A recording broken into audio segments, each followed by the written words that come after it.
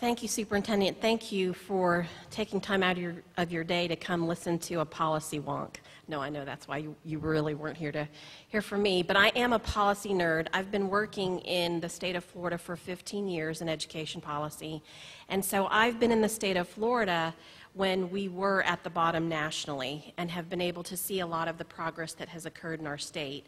And so I'm going to show you, as an invited guest, some comparisons of Florida and South Carolina student performance. But I want you to know when I'm making those comparisons, it is to just show you how much progress can be made with a very large state with at-risk students. To give you some context, Florida has 2.7 million students, and we are a majority-minority population state. 57% of our students are low income, 50% are minority students. So the numbers that you're going to see meant that we have moved an at-risk student population that is larger than the entire student population of South Carolina. On your screen are results from the National Assessment of Educational Progress. It's the only test that all 50 states now have to participate in. 10 points on this scale is the equivalent to one grade level of instruction. And I'm going to ask you to look at 1998, which is the third dot on the chart. You can see Florida students were 3 points, or nearly a half a grade level, behind South Carolina's fourth grade students in reading. And then fast forward to the last administration of the NAEP, where Florida students, our fourth graders, are reading one grade level above South Carolina students. We've been able to make, in a relatively short period of time, a lot of progress in fourth grade reading, fourth grade math, and in eighth grade reading and math. The next slide shows you different performance levels on the NAEP. Below basic is the lowest performance level on the NAEP. You could describe it as the percent of students who are functionally illiterate in the state. And back in the early 90s, South Carolina and Florida had the same percent, an appalling 47% of kids in fourth grade who could not read. Florida has been able to reduce that population at 3 times the rate of South Carolina's ability to reduce those functionally illiterate students. The next slide is just the converse of that. Proficient is a level above grade level on the NAEP. And so you can see, again, in a short period of time, Florida has been able to increase students who are proficient fourth grade readers by 14%. And then the advanced level, again, huge progress in the state of Florida. I share with you those statistics, again, not to brag as an invited guest coming into your state. Look at how great Florida's doing. Governor Bush would want you to know the real story here is look at the progress that can be made, because we were, in 1998, 3 states from the bottom of all the states that participated in the NAEP that year. So what did we do? Florida did many, many reforms. As Governor Bush said, we don't believe that there is one silver bullet, that if you do this one thing, it's going to solve all the ills of education in your state. We did many. A lot of the panelists that are going to be presenting to you today are going to talk about pieces of what Florida did. Mary Laura and I are going to talk about 3 of some of the most important reforms that Florida did and how they can have immediate impact in your state. The first one is grading schools A through F. Governor Bush already talked about this. I want to give you really quick context. We have a state test, the FCAT. I think it would be the equivalent of your PASS test. We test students in reading and math in grades 3 through 10, and we assess writing and science once at the elementary, middle, and high school grades. The scale at the bottom is the scale that our students are measured on. We started grading schools in the middle of the 90s, and we called them high-performing and low-performing, and then we moved to a very brilliant system in 1998 where we labeled our schools 1, 2, 3, 4, 5. And parents did not know, did we want to be a number 1 school or a number 5 school? And the main thing that the state of Florida did in 1999 was switch to an ABCDF system. And as has been said before, parents know, even if they don't understand the calculation of how your schools get graded, they know that A and B is good, D and F is bad, and C means there's a lot of room for improvement. I visit a lot of states, and the nomenclature is so important. A lot of states name their schools making progress or satisfactory, or I just visited a state a couple of weeks ago where what would be the equivalent of a C in Florida is called a school in need of excellence. And those labels do not really indicate what's going on at that school. The way Florida grades our schools are fairly simple. I think we have some principals in the audience, and so for principals to be able to look at 4 of the 8 categories that we use to grade our schools are based on proficiency. Are the kids on grade level in the subjects that you're testing? And then 4 of the categories are based on individual student progress. Did the child move, was the child performing better in 4th grade than they were in 3rd grade? These are really important factors to have in your accountability system, because you cannot expect a school or a teacher who's receiving students into their classrooms 3 or 4 grade levels below to be able to move those kids to grade level performance in 1 year. But the schools and the teachers should be moving those kids forward, and you want to recognize the growth that they are making in their schools. Half of our school progress measures are based on the growth of the lowest performing 25% in the school. This is really important for Florida's progress because every school has a lowest performing 25%. And on our accountability system, those kids count twice. Those kids count twice as much because we want to see in every single school the lowest performers being brought up and a closing of the achievement gap in every school. So this is basically how we grade our schools. If 63% of the students in the school are reading on grade level, they get 63 points. If 66% of the students are making progress in reading, the school gets 66 points, and you add up the points, and that gives you the grade of the school. So principals can pretty clearly see they did a great job in writing. They can keep up with what they were doing in writing. They were struggling the most in science, so the principals can make adjustments on professional development, staffing, curriculum, resources. They know where to target their efforts in order to improve the school's grade. This is the scale for our school grades, and I'm going to skip ahead a little bit. Everything that I just showed you is how we grade elementary and middle schools, and it's half of the high school's grade. The other half of the high school's grade, we look at their graduation rates, the graduation rates for their at-risk students. We look at the participation and performance of students taking advanced placement or international baccalaureate or industry certification, and we look at their college readiness rates. This is probably one of the most important charts to show you. The blue line is the number of A and B schools in the state. The red line are the number of D and F schools. And you can see when we first started grading schools, we had more D and F schools than A and B schools. Now we have 10 times as many A and B schools as D and F schools. And those 5 dotted lines are points in time where we made things harder. It's really important in a state to set high expectations, and as your schools move to meet those expectations, to raise the bar, to continually be able to move your state forward. Practically speaking, what did A through F mean in our state? One of the examples that I would give you is our school boards have to publish their agenda in the newspaper of what's going to be at their school board meeting. And Tallahassee, which is Leon County, is a very well-educated community. There are 2 state universities there. The school board put a notice in the paper that they were going to spend their next board meeting, since they were the first county in the state that had no D or F schools, they were going to talk about their plan to be the first county to have no C schools. That never would have occurred if we called C schools satisfactory, making progress schools, schools that have met standards. Whatever your nomenclature is, parents aren't going to demand more if the nomenclature sounds like they're fine right where they are. That's A through F school grading. One of the other very important things that we did in the state was we wanted to make sure students were prepared for success in college. So the state of Florida, nearly 30 years ago, Florida started providing an incentive to school districts. Whenever school districts had a student who passed an advanced placement exam, the school would get a bonus. And the school districts used these bonus funds in order to run their advanced placement programs. We spend a lot of money on this, and we've had modest results over the years. We know that advanced placement research that students who take STEM courses in AP are more likely to take STEM courses in college.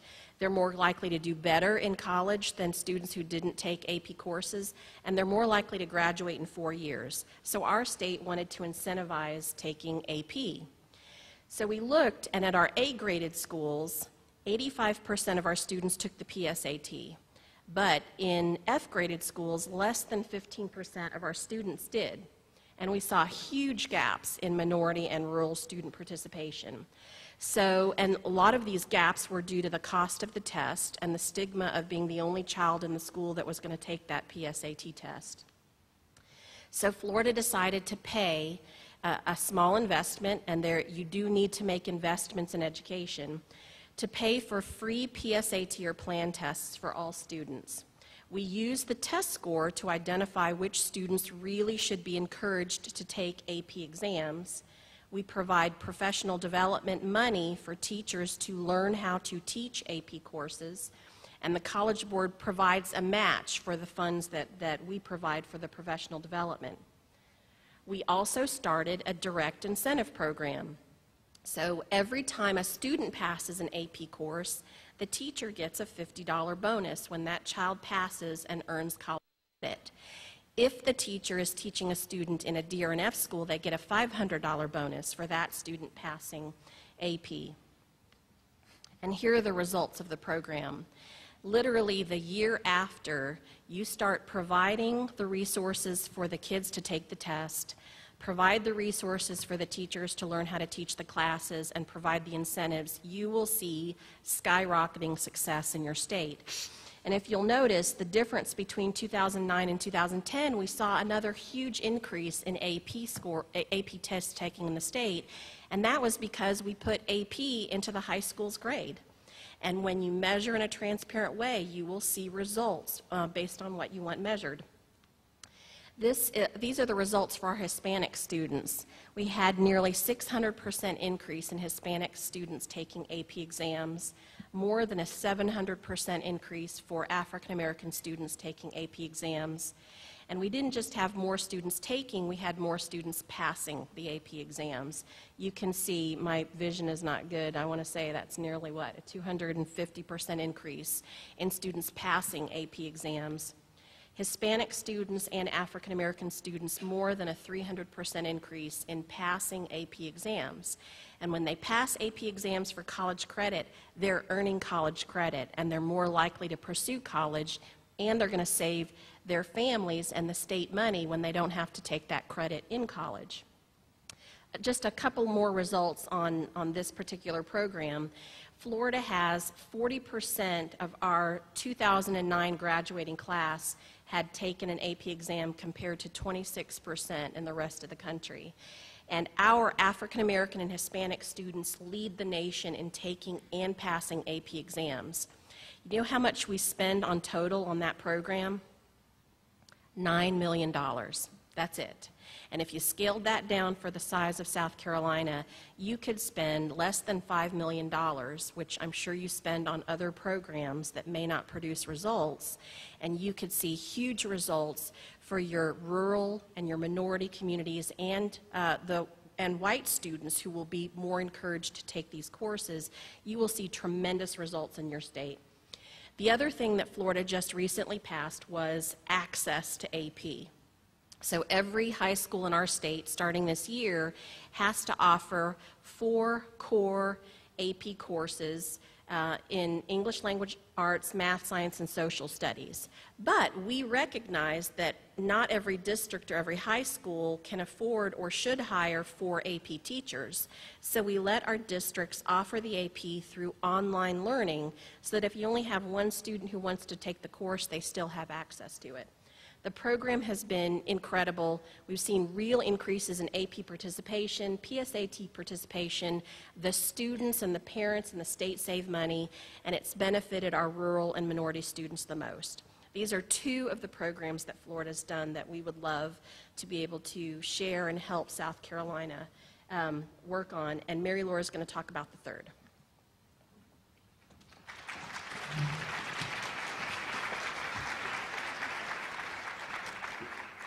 There are cards on your table, so if you would like to ask our panelists questions, write the cards and a member of Senator DeMint's staff will pick them up.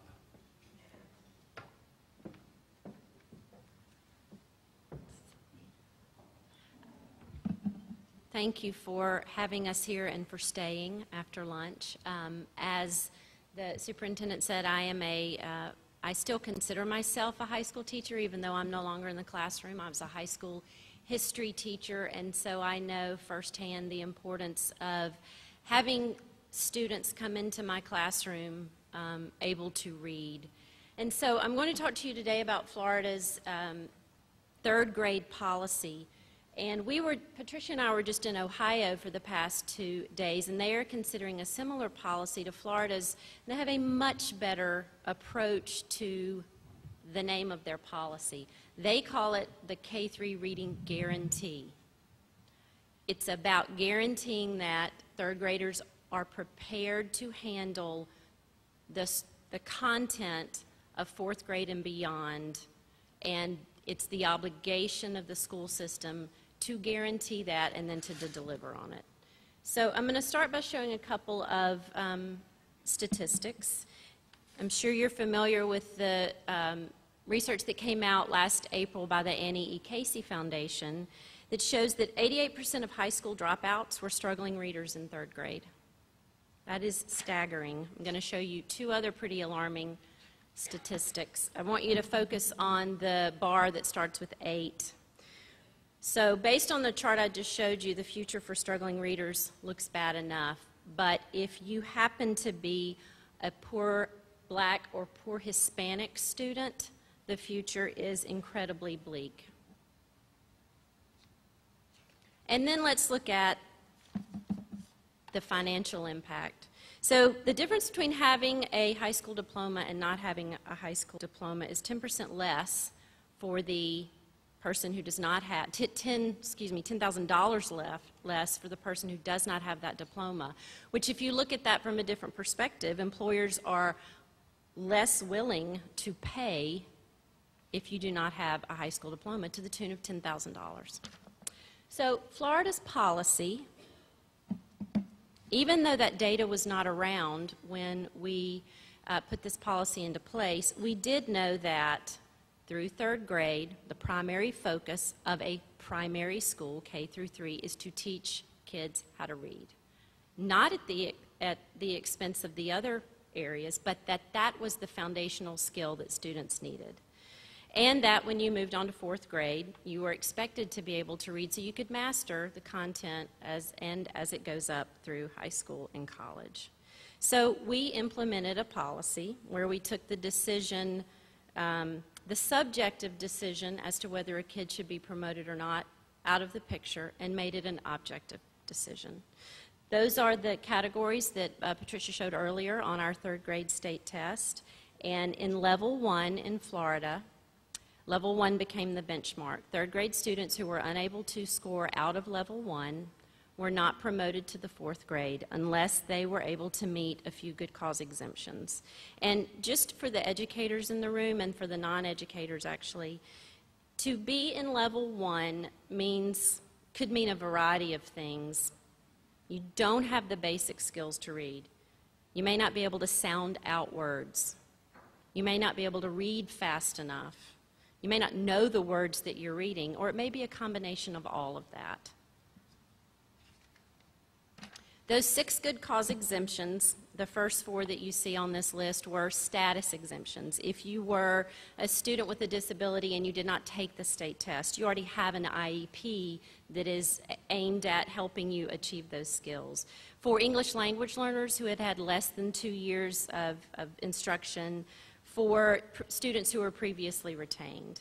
The bottom two, the ones in blue, were performance exemptions because we did not want one test on one day to be the sole determiner of whether a student was promoted. And so we offer those third graders scoring level 1 other ways to demonstrate that they could handle fourth grade and beyond content. One is to score a certain percentage on an alternative standardized assessment. And the other was a student portfolio that teachers would compile of student work. And the important thing here is that that portfolio was based on, was test-based. We tried to make sure that the student work that went into the portfolio mirrored as closely as possible the state test. So the state test tests the state standards and benchmarks. And so the portfolio had to show that the student had mastered benchmarks that the state test tests. What I want you to look at first is the red bar at the far left. That is in 2000, 2001, 29% of Florida's third graders were scoring in level 1. And you can see the tiny blue bar next to that. Less than 3% of those students were retained. And of those 2.8%, we don't know that the reason that they were retained is because they were struggling readers. It could have been a variety of reasons. And if you move 2 more bars to the third red bar, that is the first year of the policy. So you had 23%, we had 23% of our third graders scoring level 1, and in the first year of the policy, 13% were retained. The difference between the 23% and the 13% are the students who moved on because of a good cause exemption. What you see, that first year of retention, 13% was a lot of students. We had marches on the Capitol. It was, as Patricia says, it was not a fun year to work for the governor that year, even though we believed in what was happening.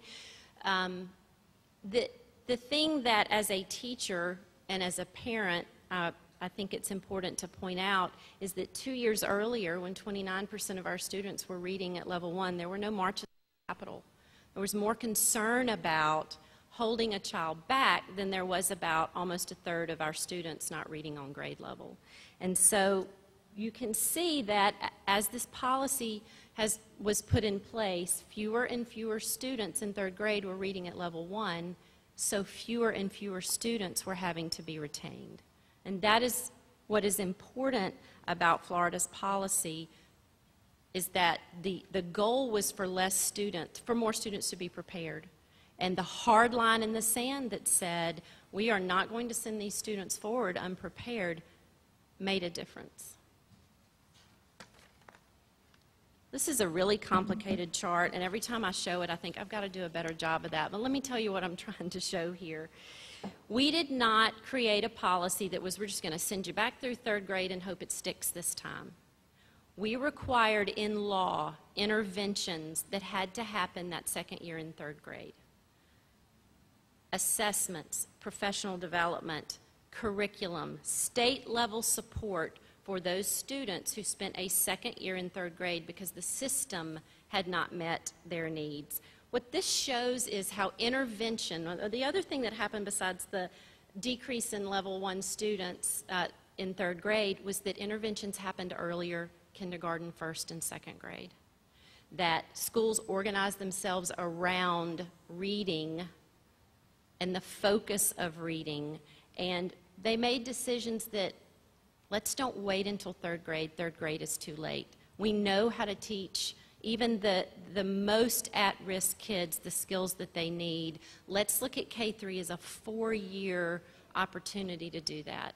And so it's retention plus the intervention that happens that has made the policy a success. But don't take my word for it. I want to quickly show you the results of 2 research studies, empirical research done by the Manhattan Institute. And the bottom line here is that they looked at students from the same year, third grade students, those who were scored level 1 and were retained, which meant they got that extra year of intervention, and then those who were promoted. And what they found is the first year that those retained students were in 4th grade, their gains were substantial. And those substantial gains lasted through 5th grade. Huge impact, positive impact on the students who got that extra year of intervention.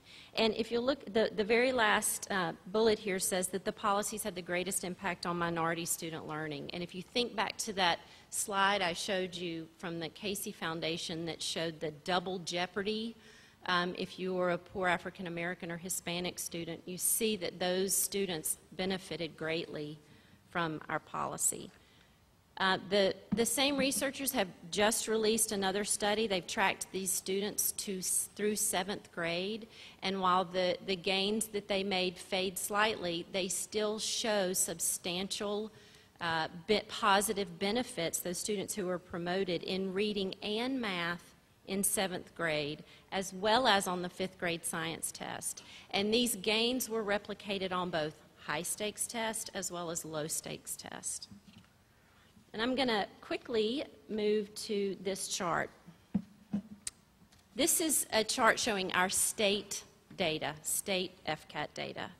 And you'll see the blue line is the level, the number of middle school students reading grade level or higher, and the red line is middle school students scoring at level 1 in reading. And we were very flat. You can see that for 3 years in our reading grade level and above didn't budge. Then you see that uptake, there's a line right there in the middle. That is the first year that the students who had received the extra year of intervention hit middle school. And when we saw that bump, we assumed that it was because of the policy. Well, they confirmed that when we talked to principals and teachers who said, for the first time, we have received students who are better prepared to handle middle school work. And I believe, how are we on time? We're checking time. We don't want to run over. So, what you can see, and I fast-forwarded through these, and I don't think we can go backwards on these, is that while we still have a ways to go, you can see that in our students with disabilities, our trend lines are going in the right direction. Governor Bush has said 20, 30 years worth of neglect is going to take a lot. It's not going to happen overnight. And the moving in the right direction is obviously the way that we want to go. And I'm going to let Patricia run you through a few more slides just to show some of the impact results of our policies. We're over on time. I'm just going to spend time on this one last slide, and this is going back to that national test, the test that all 50 states take. If you were to take Florida's Hispanic students and treated them as if they were their own state, and our Hispanic students are predominantly low income, they would tie or outscore the average student in 21 states, including South Carolina. So let me say that again.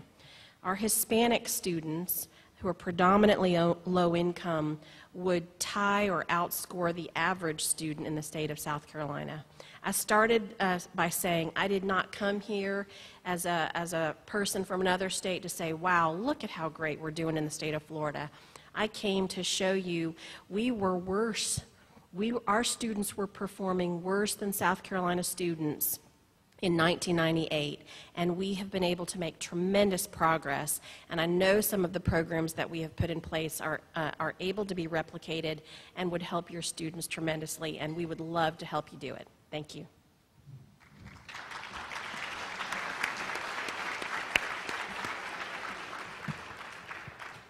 All right, we've got about 15 minutes for questions, and I've got 2 questions pertaining to funding.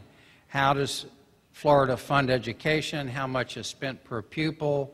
And where does the money come from?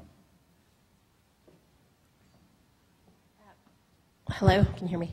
Florida, our per student funding this year is at $6,400 per student. And so when you typically rank states from the highest funded to the lowest funded per student, we're usually come in around 34th in the country. And so let me say two things about that. I think the first thing that it proves is that you can make progress even if you're not a high per student spending state. And the second thing that I would say is, however, is money does matter. Money does matter. And so, as Governor Bush said at the beginning, we did put in place several programs in order to incentivize the behavior that we wanted. And so when I talked about that partnership that we had with the College Board, we did spend money on that program, $9 million. And you could spend less than $5 and get the same results. With our A through F grading scale, that policy doesn't actually cost you money. It's changing the label and reworking your calculation. But we did provide incentives. Anytime a school moved up a letter grade, they moved from an F to a D to a C to a B to an A, they received reward money, $100 per student. We did not take new money to create that reward program. We took a pot of money that had been formula funded to all of our school districts and said first use of that existing pot of money was going to go to reward student learning, reward improvement, and then anything that was left over could be formula funded to all the districts. So you can take what you have and reprioritize it toward the behavior that you want and get great results.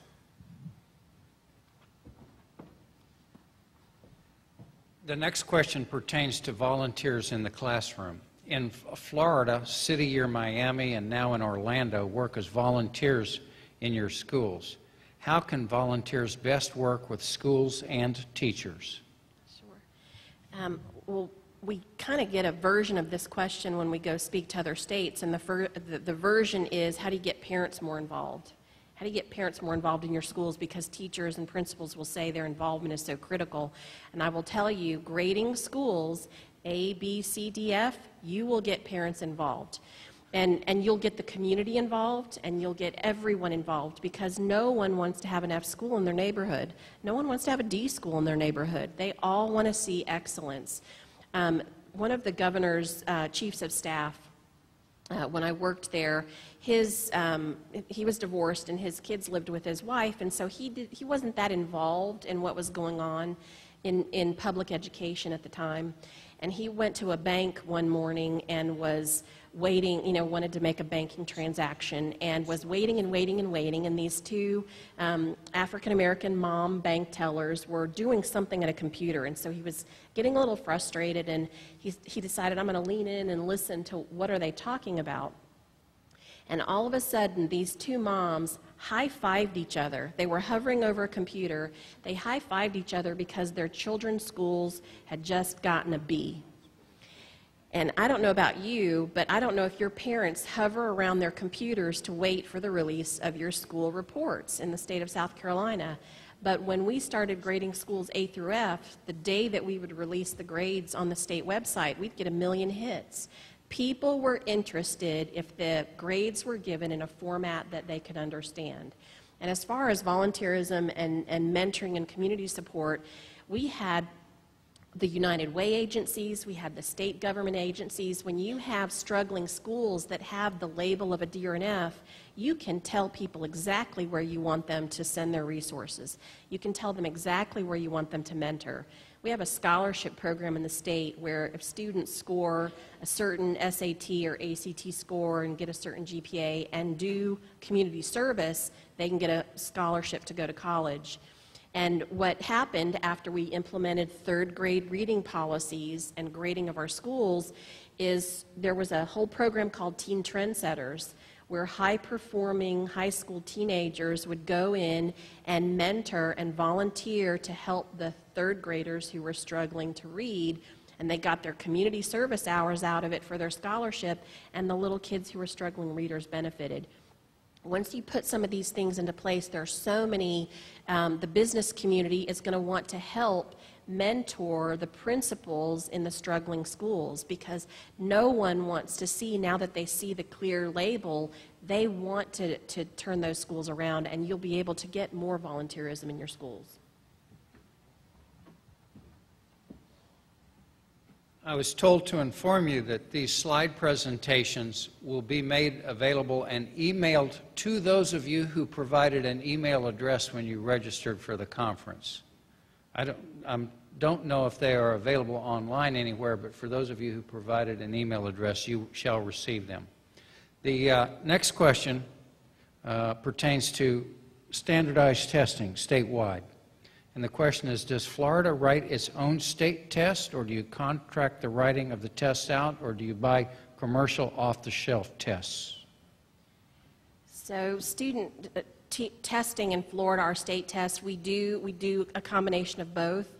So we contract with testing companies. I think the current company is Pearson, but it was just CTB McGraw-Hill. And so the test development folks come up and develop test items. But we have nearly 700 teachers every year in the state of Florida who review every single test question before it gets in on the test in front of a student. And those reviewers review for several things. They review for subject content. Are the questions aligned to our standards? Are the questions accurate? Are they grade level appropriate? And then the teachers and parents who review the questions review for bias, make sure no questions favor students of one race or another, make sure there's no bias. For example, from North Florida to South Florida, it's very different. You wouldn't ask a question about what does the phrase "that dog don't hunt" on the test, because students in Miami may not know what that phrase means when students in North Florida would. There's also a committee that looks at sensitivity of the questions. There would not be questions on the test that have to do with how many bottles of beer did the student steal from the liquor store type of things. So offensive material would not be on the test. Things like after Hurricane Katrina, the test items are reviewed to make sure there weren't test questions about a little girl named Katrina, in case that would evoke something from the student that would make them an emotional response and make it hard for them to answer the questions. So we do have testing companies, but teachers and parent advisory groups review every question, and any one person on the committee can toss out any question. So it's a pretty rigorous process before the questions get in front of the kids. Governor Bush indicated that Florida provides vouchers and fully supports four-year-old kindergarten programs. Can you tell us more about the level of funding and how we could make that happen in South Carolina? Your thoughts? Sure. So the citizens of Florida voted for a constitutional amendment that started voluntary pre-K for four-year-olds in the state. That program is relatively new. It just started in the 2006 school year. But when Florida implemented that program, the legislature determined that to meet the constitutional requirement, we would provide half-day pre-K for all four-year-olds in the form of a voucher. So every parent of a four-year-old can receive, right now it's about $2,400, and that parent can take that to the public or private pre-K of their choice. The private pre-Ks can be faith-based, 22% of them are.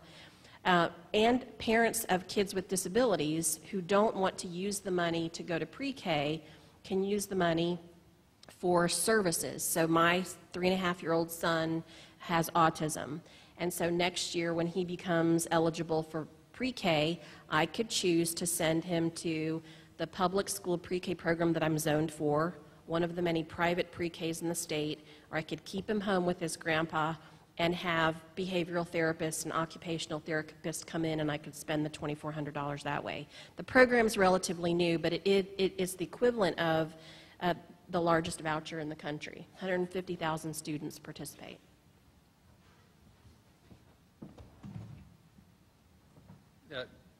The next question is for me. It says, if we want to replicate what's happened in Florida and South Carolina, who would lead the drive, and are we moving to transform our state in the model of Florida's transformation? And my response would be that that nobody can do it alone. Not the governor, not our business community, not the state superintendent, and not our General Assembly, not our education community, not anybody. We all really do have to work in concert. Change is going to be difficult. People get nervous about change. They are afraid of change in many cases.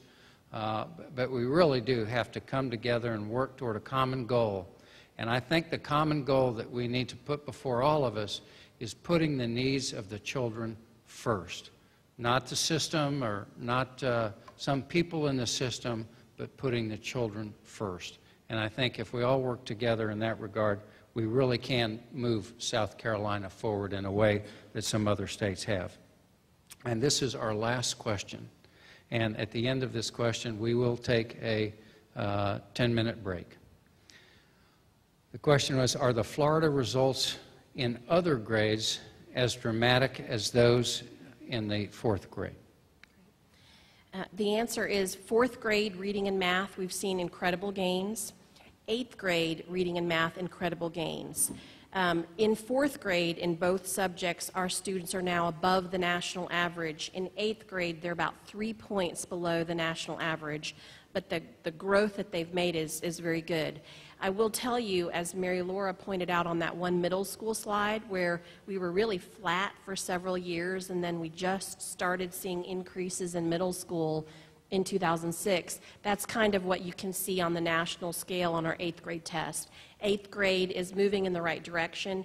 It's not quite as dramatic yet as fourth grade, but that's because you're having the reforms moving through more quickly in elementary, and then we're seeing them in middle school now, and we're hoping to see a lot more in high school soon. Let's thank our panelists from Florida for sharing these remarkable results. Thank you very much. All right, we'll take a quick 10-minute break, and then we'll start with our second panel. Thank you very much.